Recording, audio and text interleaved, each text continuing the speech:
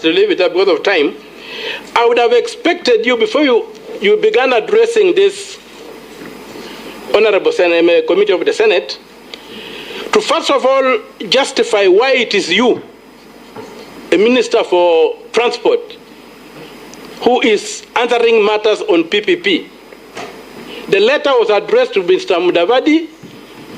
At that time, he was covering the entire cabinet. Who was the minister responsible who should be answering these questions? Is it you or the Minister for Finance? You are a stranger in these proceedings. The minister to answer these questions is the Minister for Finance, not you. Secondly, there's a requirement in the law that you must prove that competitive bidding could not give as a bidder. It must be that Adani is bringing something so unique to them that you must go the PPP way. If competitive bidding can realize the same result, you are supposed to do competitive bidding. Where is the proof that only Adani has the technology or the whatever to expand an airway? As regarding the due diligence that ought to have been done before commencing the exercise, my written response does say an initial due diligence was done, Chair, so it was done. It is not true that it was not done.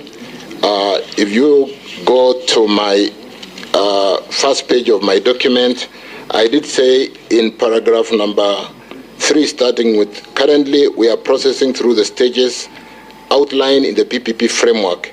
We are in the detailed due diligence phase while also negotiating the proposal submitted by Adani. An initial desktop due diligence was done by KAA and the PPP Directorate before commencing the evaluation. So it was done. Azimio's Eugene Wamalwa has questioned President William Ruto's silence with regards to the JKIA Adani leasing agreement that has sparked public uproar in the country. The former cabinet secretary says Kenyans should not accept a takeover of the Indian farm, demanding that the government sells not the JKIA. Ya kwamba mambo ya kuuza airport ya Jomo Kenyatta International Airport na kuleta muhindi fulani anaitwa Adani wampe mali ya Wakenya bila idhini ya Wakenya, hiyo sisi tunasema no, hatutakubali. Actually siku ya leo Mheshimiwa Rais Ruto ameenda kule Ujerumani. Ametoka hapa Kenya kukiwa na the greatest aviation crisis ambayo imefanya international flights to be delayed, including local flights to be cancelled. Hatujawahi kuwa na a crisis kama ile tumekuwa nayo. Lakini wiki hii yote wakati tumekuwa na hii mambo, Bwana Ruto hajaongelea issue ya Adani. Naibu wake hajaongelea issue ya Adani. Why is the presidency muted when it comes to one of the greatest crises in our aviation industry? Sisi leo tukiwa hapa tunataka tuambie yale ambayo Wakenya wamewaambia kule Jomo Kenyatta. Wamesema hamutauza airport yetu kwa huyu muhindi, hatutakubali.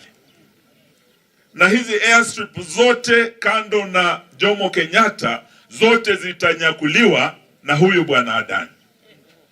Na sisi tunasema hiyo haiwezekani without public participation, without the express authority of the people of Kenya. Sababu hii katiba inasema we the people. Those are the 3 most powerful words in our constitution. Sisi wa Kenya ndio wenye Kenya. Now to the corridors of court, the High Court has sentenced Acting Inspector General of Police Gilbert Masengeli to 6 months in prison after being found guilty of contempt of court. Justice Lawrence Mugambi ordered that he submits himself to Commissioner General of Prisons. Mugambi, however, said Masengeli may avoid serving the sentence if he appears in court within the next 7 days. On Monday, he was found guilty of contempt by the same court. Masengeli was required to appear in court on Monday to explain the circumstances surrounding the disappearance of 3 people in Kitengela. This sentence, I am conscious that it is directed to the highest ranked police officer in this country. He is still in office. That might pose a challenge in the enforcement of the order, since in police service, seniority is highly regarded. That, however, cannot deter me from pursuing and standing firm in the defense of the aspirations of Kenyan people who decided at the time of enacting this constitution to have a country that is governed by adherence to the rule of law. Part of the oath of office that I took as a judge states as follows: I will at all times and to the best of my knowledge and ability protect, administer, and defend this constitution with a view to upholding the dignity and the respect for the judiciary and the judicial system of Kenya. End of quote. The constitution of this country is supreme, and Article 2.1 reiterates that by stating that it binds all persons and all state organs. No man or state organ or authority is above the Constitution. The Constitution command through this court is that I uphold the rule of law by protecting the integrity of the judicial system. The significance of this sentence today is to vindicate the cherished principle of the rule of law in our constitutional democracy by restoring the dignity and the authority of this court in public interest. Borrowing from the South African Constitutional Division, the contemner shall serve sentence as follows. The contemner, Mr. Gilbert Masengeli, is sentenced to 6 months imprisonment. Mr. Masengeli is ordered to submit himself to the Commissioner General of Kenya Prisons to ensure that he is to be committed to a prison facility to commence serving sentence of the imprisonment imposed. In the event that he does not submit himself to the Commissioner General of Prison Service as ordered, the Cabinet Secretary for the National Interior must take all steps that are necessary and permissible in law to ensure Mr. Gilbert Masengeli is committed to prison to commence serving the sentence imposed on him. The court, nevertheless, finds it desirable to impose this sentence as a coercive order as opposed to a punitive order. In that regard, Mr. Masengeli may avoid serving this sentence, and therefore, in that regard, the court shall suspend this sentence for 7 days only. The acting Inspector General of Police can redeem himself and comply by availing himself before this court in person to answer to the issues he has been avoiding. In default, the sentence shall automatically become effective. Leaders from the Western region have come out to defend the acting Inspector General of Police Gilbert Masengeli against his sentencing following his failure to adhere to court orders. Led by Saboti Member of Parliament Caleb Amisi, they have pointed a blame finger to former Inspector General Japheth Koome. So hatutaki Masengeli aingishwe kwa siasa ya Rigathi na Ruto. That is a policeman, amesoma, ako hata mimi mwenyewe nimeenda class na Masengeli. Mtu ako na masters. Mtu anatumia akili, hata kuwa polisi wa hivi hivi. Ni polisi anatumia akili, si ndio hiyo? Sawa sawa. Sasa makosa ya Koome, mtu ambaye inafaa aende kwa polisi kwa court kujibu maswali ni ule Koome. Watu walikufa during Koome's reign. They never died during Masengeli's reign. So Masengeli cannot be a sacrificial lamb for mistakes that were done by the past regime of police. Koome must carry his cross alone. Waite Koome ajibu maswali, lakini sio Masengeli. Masengeli ameingia tu kwa ofisi juzi akapata matope. Hiyo matope waangalia nani alileta hiyo matope hapa. Now, German and Kenyan officials signed an agreement Friday in Berlin to promote the recruitment of skilled workers who can fill gaps in Germany's labor market and to facilitate the repatriation of Kenyans who don't have the right to stay in Germany. The agreement was signed during a visit to Germany by President William Ruto, who met with the German Chancellor Olaf Scholz. Scholz told reporters after a signing ceremony that it was an important agreement that marks an effort by Germany and Kenya to cooperate more closely on migration. We have established bilateral relations between our two countries, diplomatic relations that have flourished, and today we stand on a very solid foundation of firm, cordial, beneficial relations between our two countries. Today we celebrate the signing of this comprehensive migration and labor mobility partnership agreement that will provide a context for expanding the relationship between our two countries, the people-to-people relationship, and for giving us an opportunity to unlock the potential in technology in Germany and human capital in Kenya, where we have a big youth bunch, educated, innovative, hardworking young people who, working in collaboration with Germany, we can combine the innovation, creativity, energy, talent, knowledge of our young people with German investment, technology, and resources. The links between our two countries are very good. Kenya and Germany have been working together in many areas, and we are expanding this cooperation continuously. This year we are treading new ground with additional cooperative projects. I am delighted that we are intensively cooperating on green hydrogen, a true technology of the future. Another important joint ambition for both of us is cooperating more closely in the area of migration. Now, National Assembly Majority Leader Kimani Ichung'wah has criticized Deputy President Rigathi Gachagua, stating that if Gachagua seeks to form alliances, he should look elsewhere and not involve the government or public officials. Ichung'wah emphasized the importance of government officials focusing on their duties rather than engaging in political maneuvering. His remarks come amid reports of internal rifts within the Kenya Kwanza coalition. Ichung'wah urged leaders to prioritize national interests over personal ambitions, particularly in delivering on their promises to the public. His strong words reflect growing tension within the ruling coalition. Kenya na diaspora yetu walioko Nakuru na hata Lamu, tutazingatia na kuangalia mambo yetu ya maendeleo, sio mambo ya siasa na wanasiasa wanaotaka kutumia jamii yetu kujitafutia uongozi na makuu yao wenyewe bila kujali palipo wananchi waliotuchagua. Ndio tumeungana leo tukiwa wabunge 48.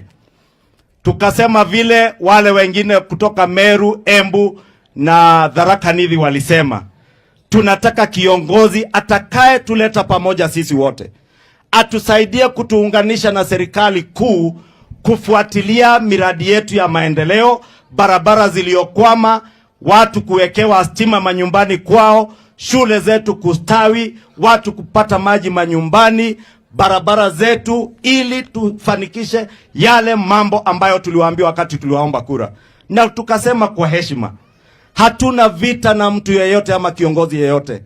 Hata yule anayetaka kusimama urais mwaka wa 2027, pia yeye ni Mkenya, awe ni wa hapa, awe ni wa kwingine. Akitaka kuunda marafiki na marafiki wengine, atafute serikali nyingine. Sisi watu wa hapa Mlima Kenya asituingize kwa mipango yake ya kibinafsi ya kujitafutia na tukose yale tungepata kwa hii serikali.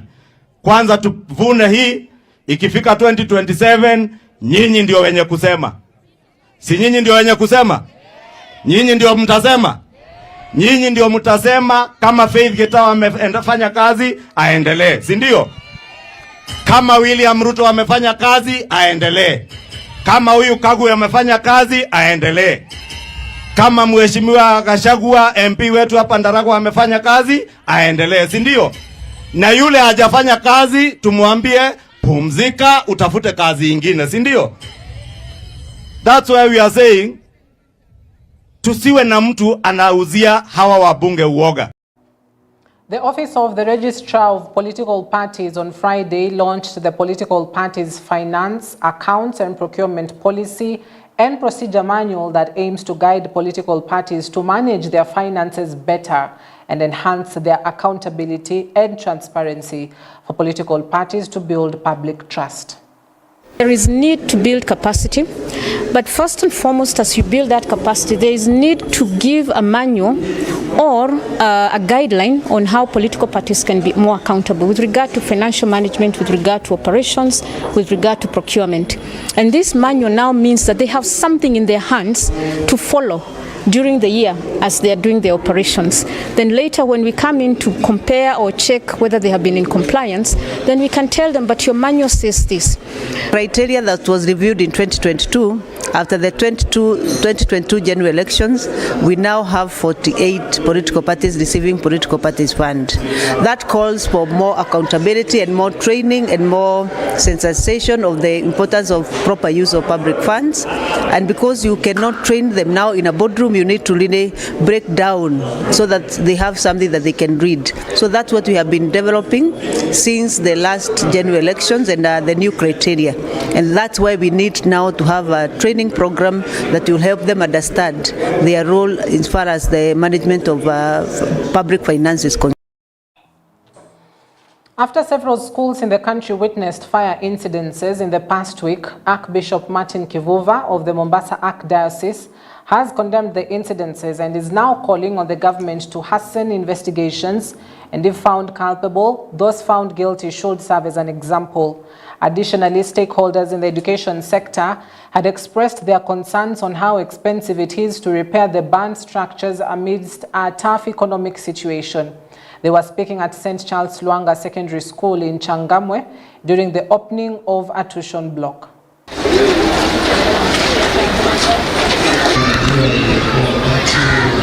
Mambo ni mazito, hata wakichoma yale mashule, iwe shule ni ya serikali, iwe ni ya binafsi, iwe ni ya nani, ni kuturudisha nyuma katika nafasi zinazohitajika kupatikana kupeleka watoto wetu mashule.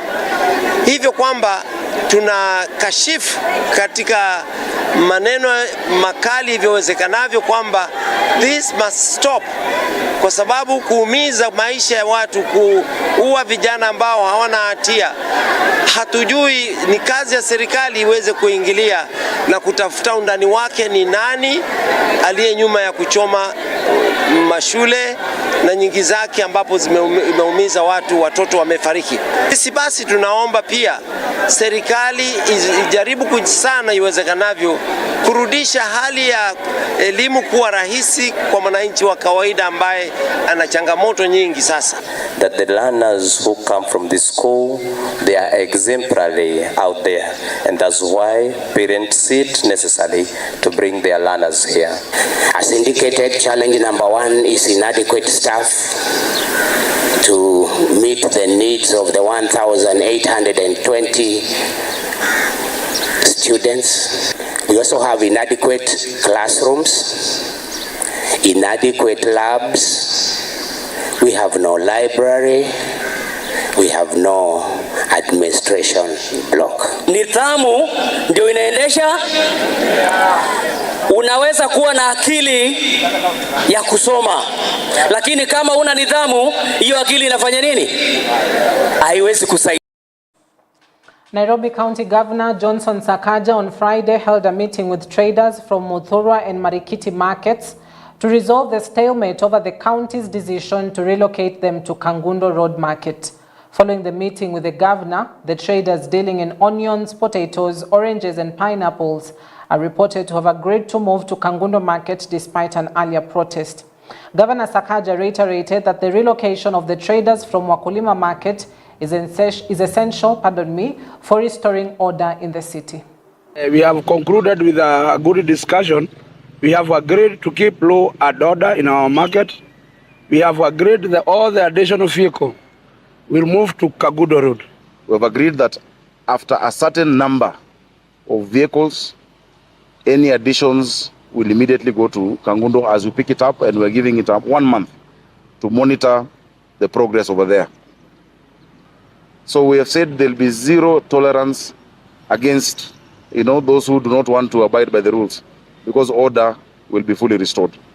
So we want to ask our traders to, even as they continue plying their business, to understand that this is a cooperation between ourselves and between the traders at our market. Just also want to affirm that the communication, which has been communicated by our Excellency the Governor and the entire team of the business community from Wakulima Market, is the agreement that we put in place to ensure that the people of Nairobi enjoy doing their businesses along our roads and also within the markets that are within the city.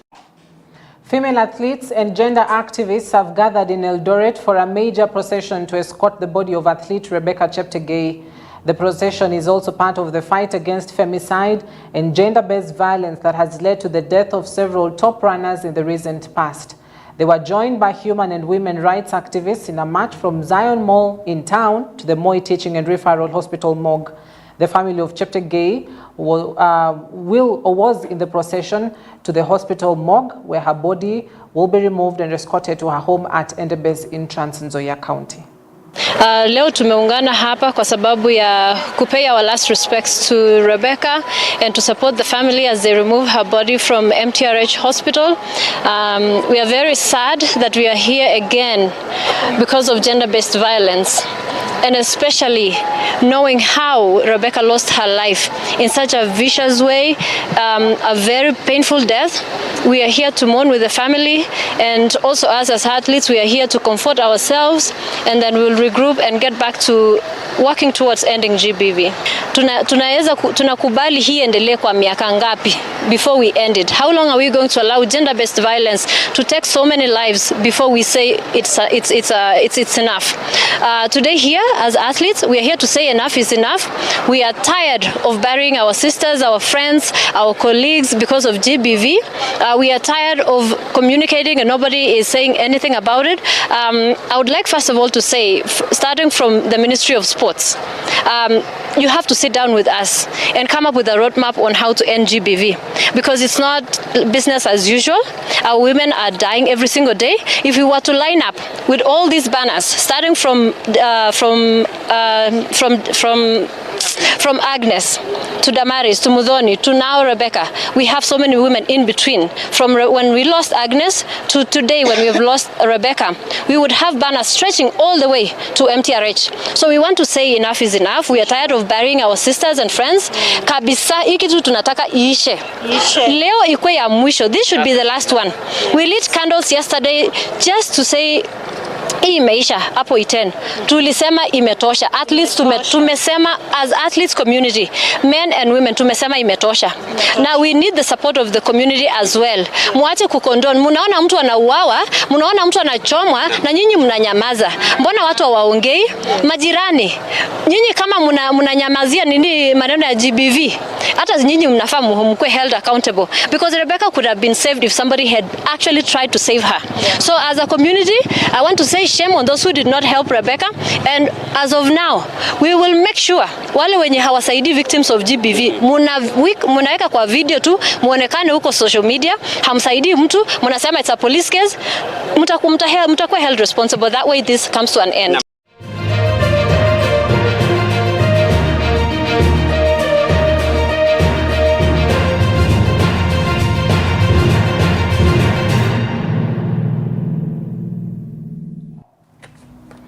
Now let's get sporty. Kenya Police FC continue preparations towards their first leg match of the CAF Confederations Cup second preliminary round against Zamalek on Saturday, September 14th at Nyayo National Stadium.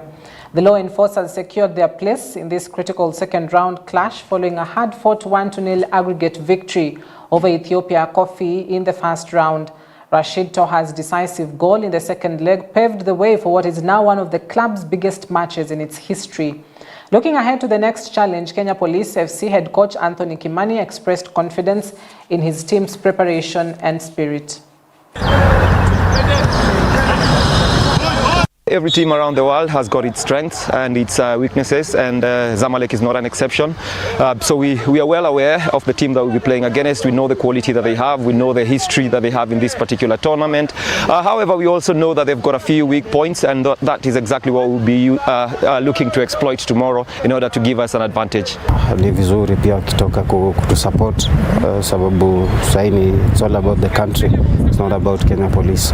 So wa show up na to support.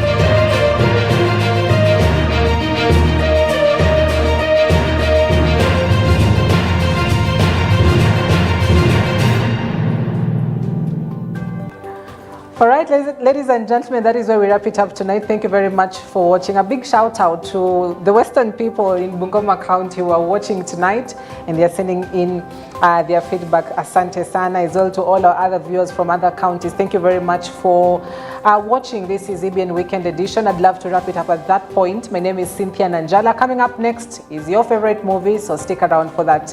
Have a wonderful evening.